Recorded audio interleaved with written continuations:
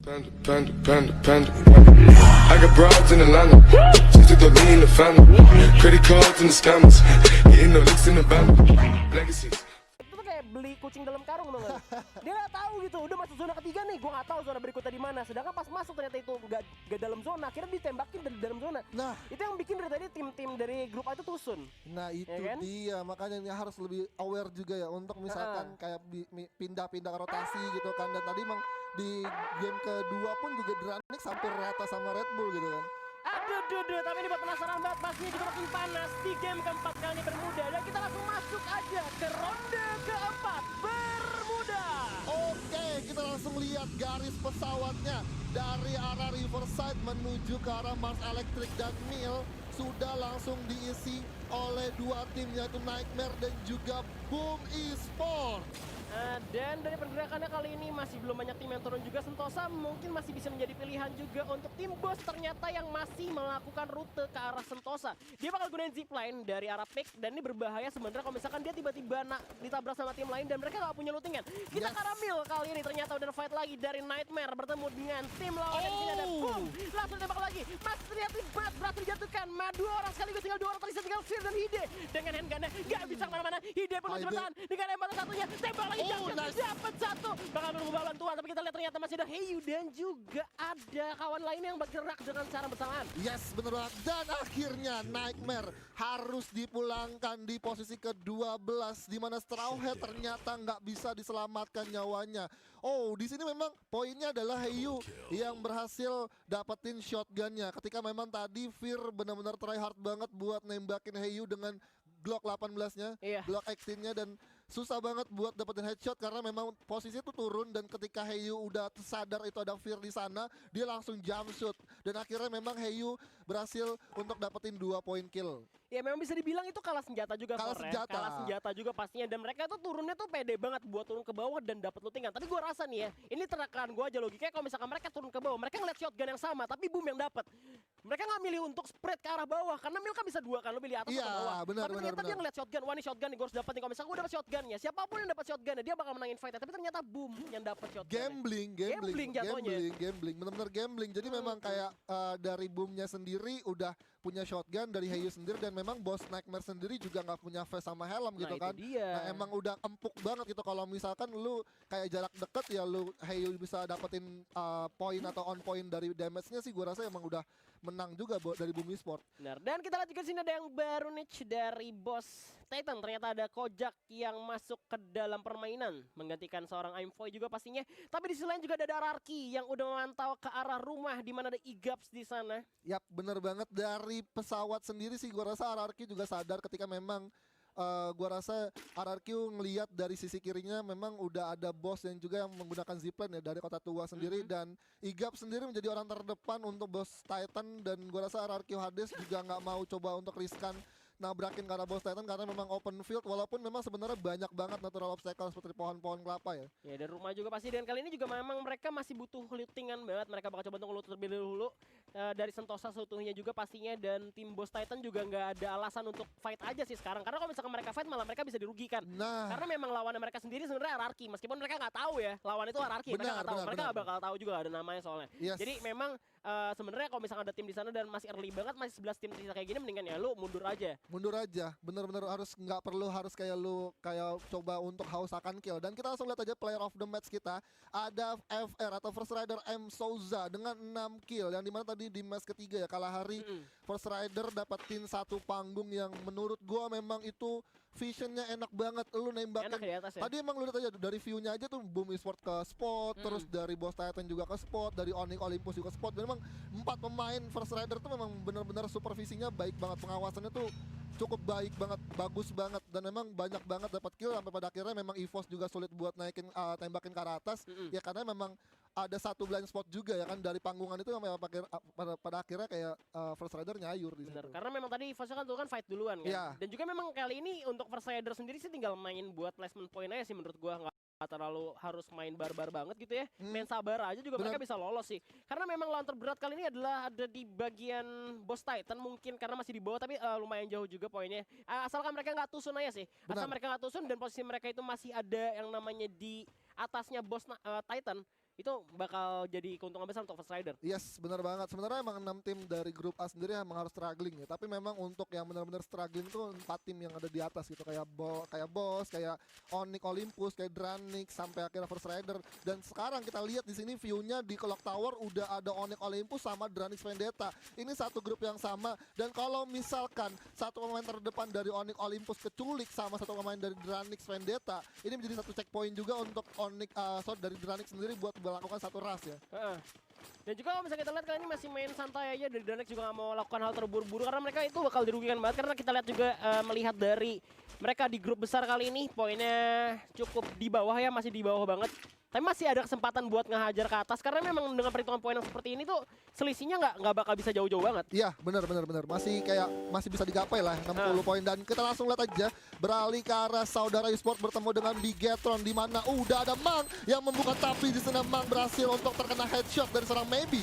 Dan kita lihat ini masih lompat lagi di mana seorang Gar dengan shotgun dan nembak depan, masih gol cukup baik juga. Kita lihat juga seorang knockdown, seorang sikap yang Langsung masih belum bisa dilindungi. Ini nembak lagi di Gar, shotgun yang berhasil melakukan basket. Ada orang lagi Maybe dan juga Gar. Bakal diputar lagi, lempar lagi, jump, dapat lagi Noctem. Dan Sesbun harus puas di posisi ke-11. Yes, bener banget. Ini kita lihat di Saudara Esports sendiri memang udah saling tukar menukar ya dari knocknya sendiri, sampai pada akhirnya memang satu checkpointnya walaupun Bara tadi berhasil mendapatkan satu knockdown, dia hold pointnya juga udah tipis, sampai pada akhirnya Maybe berhasil untuk dapetin satu covering juga untuk bisa membantu teman-teman, dan akhirnya ternyata Bigetron nggak ada sama sekali yang tumbang ya. Iya, dan setelah gue hitung-hitung lagi tadi dari perhitungan poin sih memang yang menentukan lah placement poin di grup besar ini juga sih.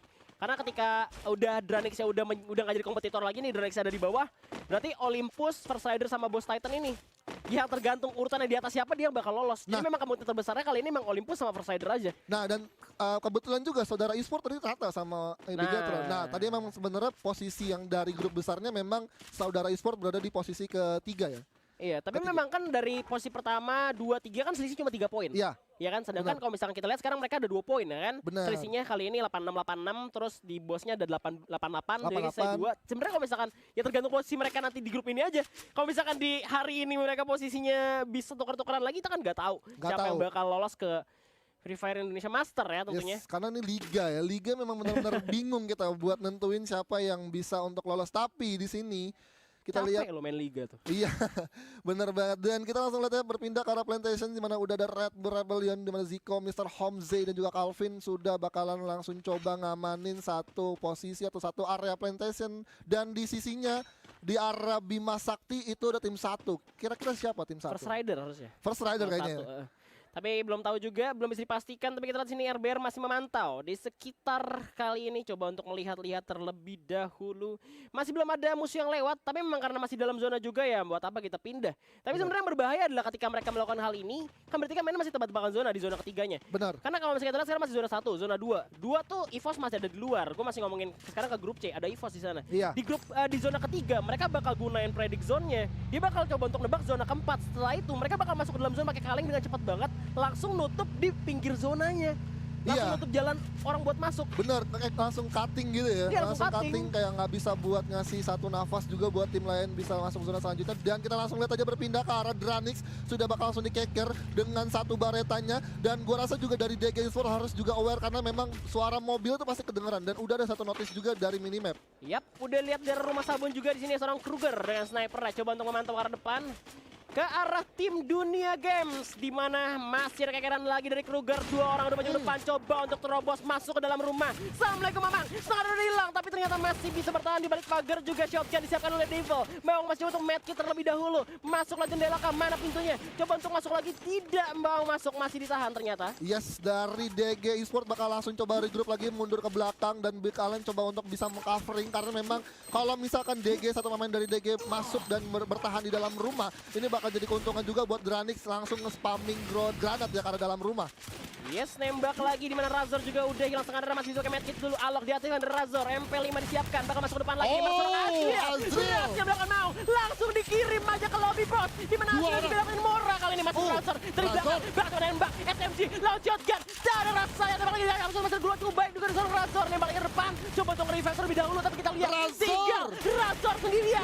Dia bisa ngapa-ngapain. Dan Dranix sekali lagi harus susun di posisi posisi ke-10.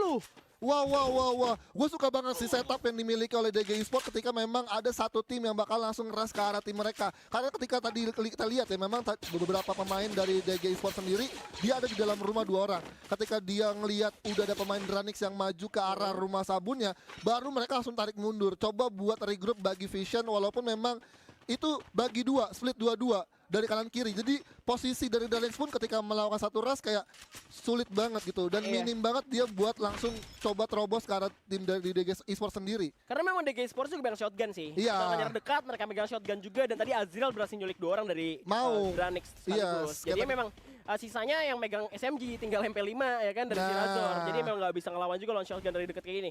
Dan mereka juga untungnya mendapatkan zona kali ini. Zona ketiga udah kepredik oleh tim EVOS Esports. Yes. Dan kalau gue bahas dikit lagi ya, mungkin dari Dranix sendiri, dari Kruger yang menjadi satu sniper ya, role sniper, agak sulit juga buat melakukan satu covering fire ke arah rumah sabun. Karena memang itu banyak sekat-sekat yang mungkin Kruger sendiri kayak ada blind spot sendiri. Dan Patahan emang. Patahan. Dan langsung kita berpindah lagi ke arah Bima Sakti. Sudah ada Red Bull Rebellion yang bakalan bertetanggaan dengan First Rider. Dan Ombak pun sendiri udah bakalan langsung coba ngasih satu notice ke teman-temannya bahwa sudah ada pembagian split 2-2 dari Red Bull di arah rumah sabun. Gue suka di sini FR cukup sabar juga untuk nggak langsung nembak ke arah tim RBR juga tentunya. Karena kalau misalkan dia nembak itu ada musuh di belakang di aware, mereka bakal kena sandwich juga di tengah-tengah, bakal ditembakin juga, masih dia juga di lower ground, di atas juga kita lihat ada tim lain high ground juga pastinya bakal ngerugiin First Rider banget kalau misalkan mereka nembak. Tapi kita lihat ternyata udah bergerakan masuk untuk sandwich tim First Rider. Nampaknya kali ini dalam masalah. Yes, dari tim nomor 2 udah berhasil perlahan-lahan masuk dan ternyata ada Souza yang bertugas dari jauh untuk bisa mencoba menjaga satu high ground. Dan udah ada satu pemain dari Boom Esports yaitu Yoga Padang langsung tersungkur. Tapi ternyata di steal kill oleh Mr. Home dari rumah sabun. Aduh, ada RBR juga nampaknya di sana, di mana Boom juga nampaknya nggak mau kalah, harus dihajar Serigala dan juga Banteng kali ini bakal ditabrak juga ke arah tim First Rider yang masih mengamankan tower juga. Coba tembak depan dengan baretanya sniper, kena masuk tembus glue wall, tembak lagi, masih bisa bertahan di balik glue wall juga tentunya, di mana 2 orang di bawah. First Rider belum mau nge-flanking dan nge-end di balik pagar. Heyu benar. Heyu bener banget. Heyu di sini masih bisa mendapatkan satu pagarnya walaupun memang itu garis lurus ya dari zonanya, dan akhirnya di sini sudah bakal langsung masuk aja dari Heyu, nggak pakai ragu, dan akhirnya berhasil langsung diterima damage-nya oleh tim Red Bull Rebellion, di mana Mr. Home ternyata berhasil mendapatkan kembali pemain dari Boom Esports, dan First Rider harus terus di steal ternyata killnya. Yes, 2 poin eliminasi. Kita lihat Onyx Olympus di atas juga kena UAV juga, dia ngeliat ke arah bawah. Apakah ada kesempatan untuk mendapatkan poin-poin eliminasi juga untuk timnya? Tapi kita pindah ke arah EVOS kali ini. Sang Macan Putih coba untuk menghajar tim Anarki. Mereka coba untuk bergerak mundur, tapi kita lihat coba untuk berlari lagi, masih mengamankan rumah sabun terlebih luar. Tim EVOS masih bisa main aman. Yes, dan kita lihat di sini Okaner sudah terbaca pergerakannya, dan akhirnya Abu berhasil menumbangkan seorang Okaner dan langsung dikirim pulang ke lobby. Dan akhirnya satu pemain terakhir dari Pac-Man harus juga berhasil dipulangkan, dan akhirnya RRQ puas di posisi ke-9. Gue udah gak bisa ngomong apa-apa sih sama EVOS sih, udah jago-jago banget, mereka stabil banget. Cuman, kalau misalkan gue telah lagi sama yang season sebelumnya juga, sebenarnya EVOS waktu lagi liganya sih memang lagi sangar. Kita nggak tahu pas dia lagi di panggung Indonesia Master ya, tapi dia masih ke fight lagi di arah Bima Sakti State tentunya, di mana First Rider cukup defend aja, mereka juga berhasil mengamankan placement poinnya kali ini dan cukup aman, belum ada keculik sama sekali dari First Rider. Yap, benar banget. Dan Nuting pun juga sebenarnya gue udah nggak bisa lagi buat masuk ke area First Rider ya, karena memang dia seorang diri, dan ketika dia maksain buat masuk ke pagar pun bakal langsung coba dihajar sama First Rider, karena memang gue rasa juga First Rider punya perhitungan juga ketika melihat ada pemain dari Boom Esports yang mungkin memang First Rider juga nggak tahu sebenarnya itu tim Boom Esports apa tim lain gitu kan. Iya, karena memang kampan covering dari First Rider bagus sih, karena mereka dapat tower juga, mereka dapat rumah juga. Tapi di selain kita lihat ada pergerakan dari EVOS juga yang coba untuk naik ke arah tim Onyx Olympus. Gimana nih zonanya udah semakin kecil, zona juga lagi nutup lagi, masuk ke zona keempat juga tentunya, di mana EVOS sudah mengamankan pinggir zona bagi dua-dua skill individunya masing-masing. Kali ini bakal dites tentunya karena jauh banget mereka coveringnya. Yes, dan gue nggak heran banget sih, maksud gue benar-benar kayak ngelihat dari EVOS Abu atau dari EVOS Esports sendiri, glue-wallnya banyak banget Pak. Tadi satu pemain 14 glue-wall. Lu Bisa bayangin, bikin apartemen. lu bisa bikin kos-kosan satu kamar Pak. Makanya kan udah jadi itu. Misalkan Yes. biasanya pada ngetekin Kapten Leong kan. Ini segini bisa bikin apa Kapten? Ya kan? Oke, dan kita langsung berpindah lagi. Di Bima Sakti sudah ada Bigetron bertemu dengan Esports mana Jafra dengan satu baretanya. Bakal langsung coba nge-scoping ke arah Bigetron yang dimana Bigetron pun masih bisa untuk bertahan dan sudah langsung coba naik ke atas. Udah kekeker tapi ternyata Jafra belum bisa mendapatkan satu damage walaupun sebenarnya pemain dari Bigetron berhasil dikikis dari ini ya, face-nya ya. Yes, tapi kita lihat pergerakan dari DG juga cukup pelan banget. Mereka belum masuk ke dalam zona karena berbahaya banget. Masih 8 tim, 29 orang sudah masuk coba ke dalam zona tentunya kali ini. EVOS pun bergerak masuk ke daerah Onyx, di mana First Rider masih dipantau oleh Red Bull Rebellion. Sementara itu, ternyata Mr. Home berhasil mendapatkan ombak. Bos Apollo dari kejauhan berhasil nge-knockdown seorang Tayo. Bakal dimajuin oleh EVOS kali ini ke rumahnya Onyx Olympus. Yang dari tadi ada Mayem, gak ngapa-ngapain. Gua gak ganggu lu. Malah dimasukin tapi di lain ada Apollo yang berhasil memakan korban. Tapi misal Onyx kali ini yang dalam masalah karena dihajar sang macan putih. Landa kali ini bakal dicakar. Obrak-abrik. Shotgun satu jatuh. Masih ada terkin. Bakal digerebek lagi. Kita lihat EVOS masih bertahan di dalam rumah. Dan ternyata tinggal Jar sendirian. Coba untuk bergerak naik mobil. Masih selamat. Kabur dulu.